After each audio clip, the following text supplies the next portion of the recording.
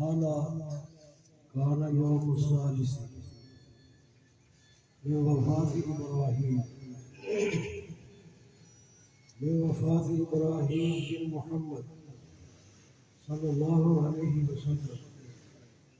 جاء أبو ذر عند النبي صلى الله عليه وسلم ومعه ثمرة يابسة ولبن الناقة وخبز الشعير فوضعها عند النبي صلى الله عليه وآله وسلم. وقرأ النبي صلى الله عليه وسلم عليه الفاتحة مرة وسورة الإخلاص 3 مرات وقرأ اللهم صل على محمد أنت لها أهل وهو لها أهل، ثم رفع يديه ومسحها على وجهه وأمر لأبي ذر أن يقسمها وثواب هذه الأطعمة لابن إبراهيم. صدق النبي الكريم الأمين. رمضان المبارک کی بابرکت ساعتوں میں ہر روز ہمارا درس قرآن اور درس حدیث پاک الحمدللہ تعالی جاری و ساری ہے. آج بھی اس درس کا حصہ ہے، لیکن یہ جو میں نے حدیث مبارکہ آپ کے سامنے تلاوت کرنے کا اور پیش کرنے کا شرف حاصل کیا، یہ حدیث پاک احسان ثواب کے بارے میں معرکۃ الآراء ہے، جس کو علامہ ملا علی قاری انہوں نے اپنے فتاوی برجندی اس کے اندر ذکر کیا، اور اس کا حوالہ شیخ کامل حضور سلطان العاشقین رحمۃ اللہ علیہ نے اپنی کتاب 11ویں شریف احسان ثواب کے موضوع پہ ہے، اس میں آپ نے عطا فرمایا. دوسرا حوالہ جو ہے وہ شرح برزخ محدث ابو سعید انہوں نے اپنے صفحہ نمبر 108 پہ اس کو ذکر کیا. ہدیۃ الحرمین، یہ پاکستان اور سعودی عرب والوں نے اس کو شائع کیا، اور اس کی تائید میں علماء حرمین طیبین شریفین نے اس کی تائید فرمائی. 3 رمضان مبارک کے حوالے سے میں نے نبی کریم صلی اللہ علیہ وسلم کی بنات آپ کے صاحبزادیوں کا تفصیلاً ذکر کیا تھا. حضور نبی کریم صلی اللہ علیہ وسلم کی صاحبزادیوں کے ساتھ آپ کے صاحبزادے بھی ہیں، لیکن وہ چھوٹی عمر میں ہی انتقال فرما گئے. خالق کائنات رب العالمین نے ارشاد فرمایا ما کان محمد ابا احد من رجالکم ولکن رسول اللہ وخاتم النبیین.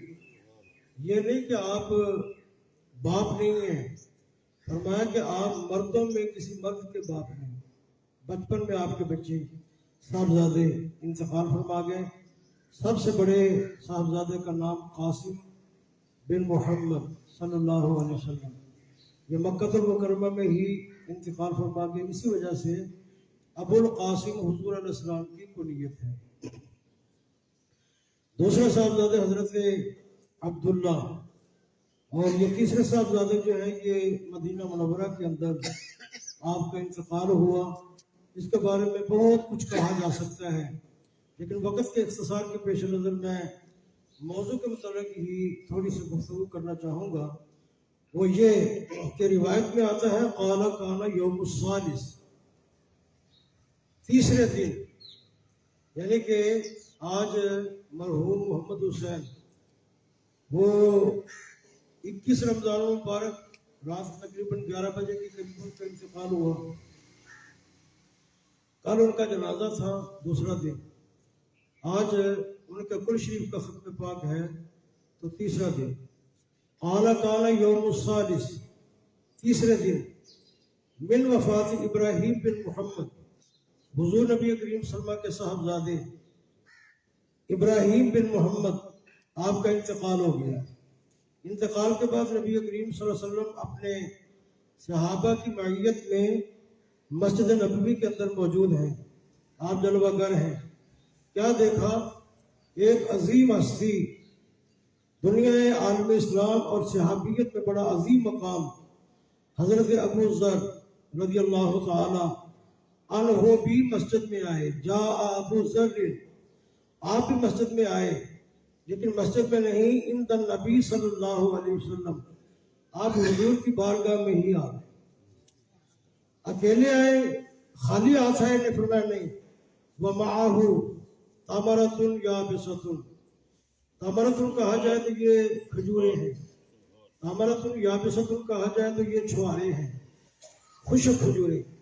وَلَبَنُ النَّاقَةِ، اور اونٹنی کا دودھ، وَخُبْزُ الشَّعِيرِ، اور جو کی روٹی۔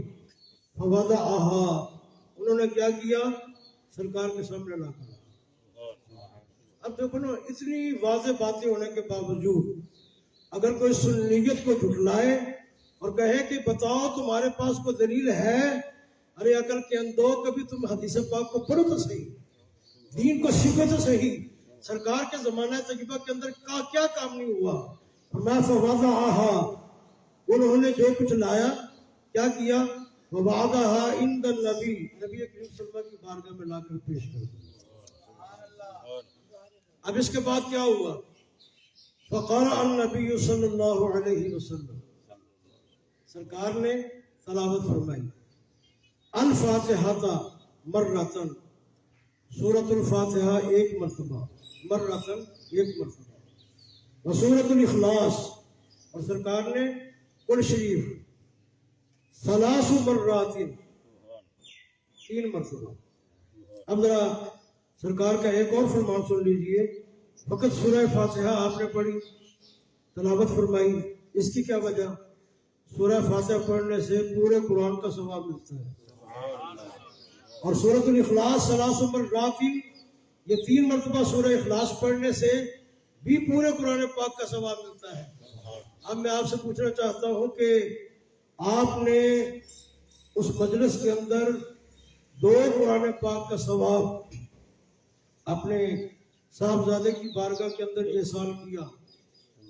اب یہ سرزمین مدینہ المنورہ ہے، مکہ المکرمہ میں پڑھا جائے تو پھر 1 لاکھ کا ثواب، پھر رمضان میں پڑھا جائے تو پھر رمضان کی اور بھی برکتیں ہیں۔ ابھی آپ نے کلمہ طیبہ پڑھا، لوگوں کو اکٹھا کرتے ہیں کہ ہم نے 1.25 لاکھ مرتبہ کلمہ پڑھنا ہے، آ جاؤ، سارے کے سارے عزیز اقربا رشتہ دار اکٹھے ہو۔ لیکن یاد رکھو، رمضان شریف کے مہینے میں 1 مرتبہ کلمہ طیبہ پڑھنے والے کو 1 لاکھ مرتبہ کلمہ طیبہ پڑھنے کا ثواب ملتا ہے۔ تو آپ نے کیا کیا؟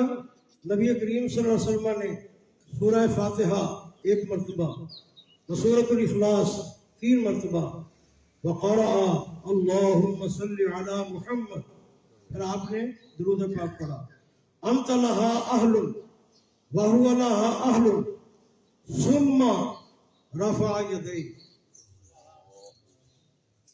سرکار نے پھر کیا کیا؟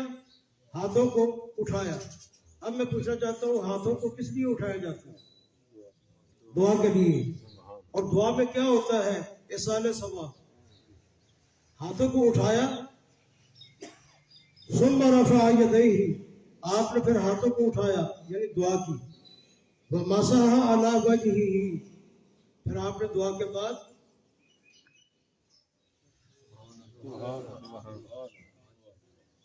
اپنے دست رحمت کو اپنے چہرے والضحیٰ پر پھیرا۔ اللہ اکبر، کام ختم؟ فرمایا نہیں، فَأَمَرَ لِأَبِي ذَرٍ، ابو ذر آؤ، میں تمہیں حکم دیتا ہوں، فَأَمَرَ، میں تمہیں حکم دیتا ہوں، أَن يَقْسِمَهَا، یہ جو کچھ لائے ہو اس کو تقسیم کر دو۔ کیا کر دو؟ اس کو تقسیم کر دو۔ انہوں نے تقسیم کر دیا۔ اب آپ نے پھر کسی معاملے کو پوشیدہ نہیں رکھا، فرمایا وَثَوَابَ هَذِهِ الْأَطْعَمَةِ، اس طعام کا ثواب لِابْنِ ابراہیم، یہ میرے بیٹے ابراہیم کے لیے اس کا ثواب ہے۔ اب اس کے اوپر میں اگر گفتگو کروں تو ایک ایک لفظ کے اوپر کئی گھنٹے میں گفتگو کر سکتا ہوں، لیکن میں نے اس کے اوپر مزید گفتگو نہیں کرنی. بس میں اتنی بات آپ سے پوچھنا چاہتا ہوں کہ میں نے جتنی مختصر طریقے سے حدیث پاک آپ کے سامنے پیش کی، 3 کتابوں کا میں نے حوالہ پیش کیا. اس کے علاوہ اگر اس کی جستجو کی جائے تو اس کے علاوہ اور بھی بہت سی کتابیں ہیں. لیکن میں یہ پوچھنا چاہتا ہوں کہ جو میں نے بات کی تھی، بات آپ کو سمجھ آ گئی؟ چلو، رات جب شروع ہوئی اس کو کہتے ہیں غروب آفتاب. غروب آفتاب کے بعد آپ نے کیا کیا؟ روزے کی افطاری کے بعد مغرب کی نماز پڑھی. مغرب کی نماز کے بعد قرآن کرام تلاوت قرآن پاک کی ہے. اس کے بعد عشاء کی اذان ہوئی. نماز عشاء پڑھنے کے بعد کیا کیا؟ 20 رکعت نماز تراویح پڑھی. 20 رکعت نماز تراویح میں کیا کیا؟ قرآن پاک سنا رہے تھے اور پیچھے کھڑے ہونے والے قرآن پاک سن رہے تھے. یہ سننے کے بعد پھر خوش نصیب معتکف اپنے اعتکاف خانوں میں پڑھائی کر رہے ہیں، تسبیحات کر رہے ہیں، صلاۃ التسبیح پڑھ رہے ہیں، نوافل پڑھ رہے ہیں. اتنی دیر میں تہجد کی نماز کا ٹائم ہو گیا. تہجد کی نماز کے ٹائم بعد سحری کی. یہ سحری کرنا بھی عبادت ہے. یہ سب کچھ کرنے کے بعد پھر اذان ہوئی. اذان بھی عبادت ہے. اقامت ہوئی. اقامت بھی عبادت ہے. سنتیں پڑھنے کے بعد فرض ادا کیے. فرض ادا کرنے کے بعد ابھی ہم نے کیا کیا؟ کلمہ طیبہ پڑھا. کلمہ طیبہ پڑھنے کے بعد قاری صاحب نے کیا کیا؟ تلاوت قرآن پاک اور رائے کرام نے نعت خوانی کی. اس کے بعد میں نے آپ کو حدیث پاک کا درس دیا. اب یہ ساری باتوں کو ذہن میں رکھیں. مختصر میں حدیث پاک حضرات کی خدمت میں پیش کرنا چاہتا ہوں. خالق کائنات نے ایک فرشتوں کی جماعت کی ڈیوٹی لگائی. اے فرشتوں، عرش کو اور عالم بالا کو چھوڑ کر تم زمین پہ چلے جاؤ اور جا کر دیکھو میرے بندے کیا کر رہے ہیں. بس وہ جو میں نے غروب آفتاب سے لے کے ابھی تک کا جو معاملہ آپ کے سامنے پیش کیا، اس سارے کے سارے معاملے کو وہ جا کر خدا کی بارگاہ کے اندر عرض کرتے ہیں. مولا کبھی وہ نماز پڑھ رہے ہیں، کبھی وہ سنتیں ادا کر رہے ہیں. مولا کبھی قرآن سنایا جا رہا ہے، کبھی قرآن سنا جا رہا ہے. اے مولا کریم، وہاں پر کلمہ طیبہ کا ورد ہو رہا ہے، کوئی نوافل پڑھ رہا ہے، کوئی قرآن خوانی کر رہا ہے، کوئی نماز پڑھ رہا ہے. تو فرمایا پھر وہ کیا کہتے تھے؟ یا اللہ، وہ بخشش مانگتے تھے. وہ بخشش مانگتے تھے. فرمایا کہ اے فرشتوں، اس بات پر گواہ ہو جاؤ، میں نے ان سب کو بخش دیا. میں نے ان سب کو بخش دیا. ابھی اعلان ہوا تو کچھ لوگ اعلان سننے کے بعد آ گئے.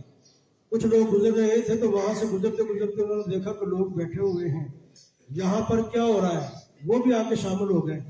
ان کا آنے کا ارادہ نہیں تھا. تو فرشتے عرض کرتے ہیں کہ مولا کریم، ایک آدمی وہ بھی تھا جو بغیر قصد کے اور بغیر ارادے کے وہ بھی محفل میں آ کے شامل ہو گیا. اس کا آنے کا ارادہ نہیں تھا لیکن آ کے شامل ہو گیا. تو فرمایا کہ اے فرشتوں، گواہ ہو جاؤ، میں نے اس کو بھی بخش دیا. اچھا، وہ چاہتے کیا تھے؟ فرمایا یا اللہ، وہ جنت کے طالب تھے. فرمایا میں نے ان کو جنت دے دی. یا اللہ، وہ جہنم سے ڈرتے تھے اور عرض کرتے تھے اللہم اجرنا من النار، یا اللہ ہمیں جہنم کی آگ سے بچا. فرمایا فرشتوں، گواہ ہو جاؤ، میں نے ان کو بچا دیا. اب ذرا دیکھو، اور کچھ بھی نہ ہو، جتنے ہم بحیثیت مسلمان ہونے کے جتنے ہم کام کر رہے ہیں، بتاؤ یہ سارے کے سارے کام خدا کو پسند ہے کہ نہیں؟ اگر ہم نماز سے پہلے کلمہ طیبہ پڑھیں، پسند ہے کہ نہیں؟ نماز میں کلمہ طیبہ پڑھیں، اشہد ان لا الہ الا اللہ واشہد ان محمدا عبدہ ورسولہ، نماز میں پڑھتے ہیں نا. تو نماز میں پڑھے تو اس کو پسند ہے کہ نہیں؟ نماز کے بعد پڑھے تو اس کو پسند ہے کہ نہیں؟ ابھی ہم پڑھ رہے تھے کہ اس کو پسند ہے کہ نہیں؟ معلوم ہوا خالق کائنات تو فرشتوں کو بھیج کر یہ پوچھتا ہے کہ بتاؤ میرے بندے کیا کر رہے تھے. یا اللہ، وہ کہہ رہے تھے لا الہ الا اللہ محمد رسول اللہ. یا اللہ، تیرا ذکر بھی کر رہے تھے، تیرے رسول کا ذکر بھی کر رہے تھے. فرمایا گواہ ہو جو میں نے سب کو بخش دیا ہے.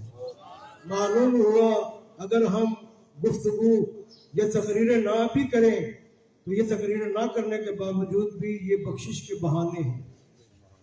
بخشش کے بہانے ہیں. آخری حدیث پاک سن لو اور سننے کے بعد جو میں اپنی گفتگو کو مکمل کرتا ہوں. آخری حدیث پاک یہ ہے کہ سیدنا بلال رضی اللہ تعالیٰ عنہ کو سرکار نے فرمایا کہ بلال جا کر मदीना तय्यबा की गलियों में ऐलान कर दो। हुजूर ऐलान क्या करना है? फरमाया ऐलान कर दो, मन क़ाल ला इलाहा इल्लल्लाह फदखलल जन्नह, मन क़ाल ला इलाहा इल्लल्लाह फदखलल जन्नह, मन क़ाल ला इलाहा इल्लल्लाह फदखलल जन्नह। ऐलान कर दो जिसने ला इलाहा इल्लल्लाह कह दिया वो जन्नत में दाखिल हो। अब रास्ते में फारूक आज़म मिल गए, ये भी बात कर लेना जी, इतनी बात पे तो खुश हो गए, अगली बात भी कर लें। रास्ते में फारूक आज़म मिल गए, फरमाया बिलाल क्या कर रहे हो? जी मैं कह रहा हूँ मन क़ाल ला इलाहा इल्लल्लाह फदखलल जन्नह। फरमाया चुप कर जाओ, मेरे साथ मुस्तफ़ा करीम की बारगाह में चलो। या रसूल अल्लाह अगर ये ऐलान कर दिया तो फिर लोग नेक आमाल करना छोड़ देंगे, नेक आमाल करना छोड़ देंगे।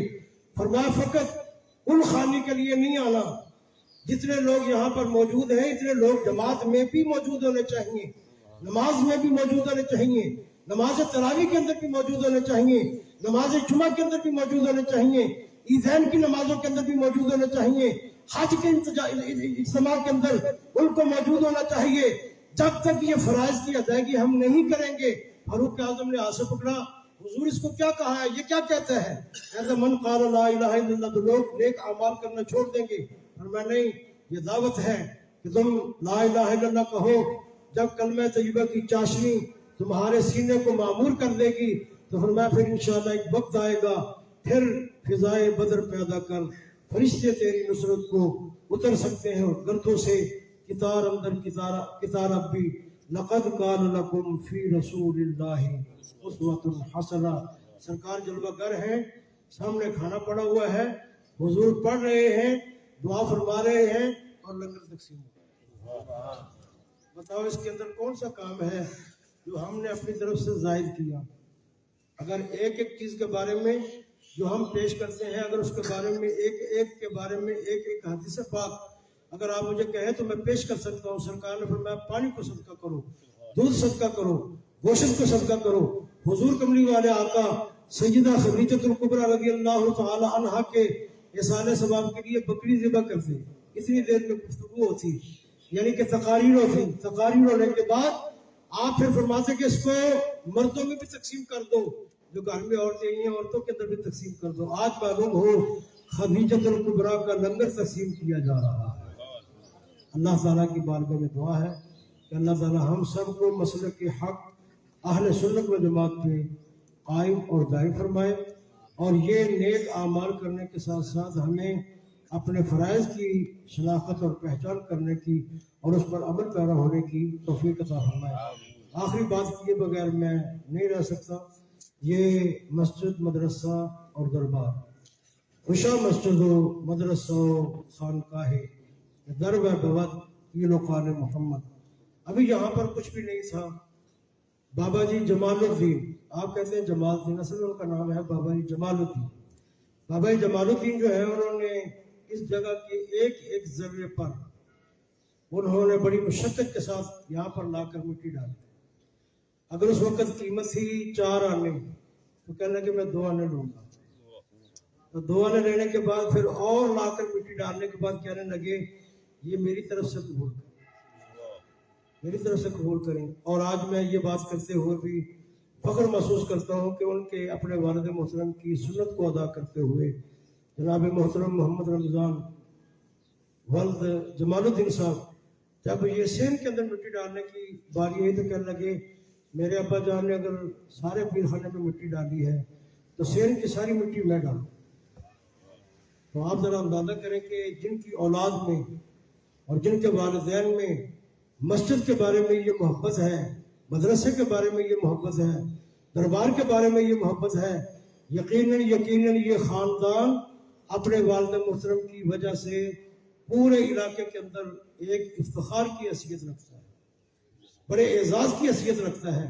लोग उनको कहते हैं जमाल, बाबा जमाल दोधी, लेकिन लोग कहते हैं ये दूध खालिस है। मैं कहता हूँ बाबा जी का दूध का एक एक कतरा खालिस हुआ करता था। वो अपने बर्तन को इस तरीके से उंडेल कर और दिखाते थे कि देखें इसके अंदर कोई पानी तो नहीं है, अगर एक कतरा भी पानी है तो ये भी मिलावट है, इसको भी खत्म करो। उसको खत्म करने के बाद फिर वो दूध ला कर छागामा की सर जमीन के अंदर لوگوں کو دیتے تھے، وہ لوگ آج تک ان کے لیے دودھ کی وجہ سے دعائیں کر رہے ہیں۔ اللہ تعالیٰ کی بارگاہ میں دعا ہے کہ اللہ تعالیٰ ان کے خاندان کو عظمتیں، رفعتیں، برکتیں، اتفاق، اتحاد، خلوص، محبت اور پیار نصیب فرمائے۔ وآخر دعوانا الحمدللہ رب العالمین۔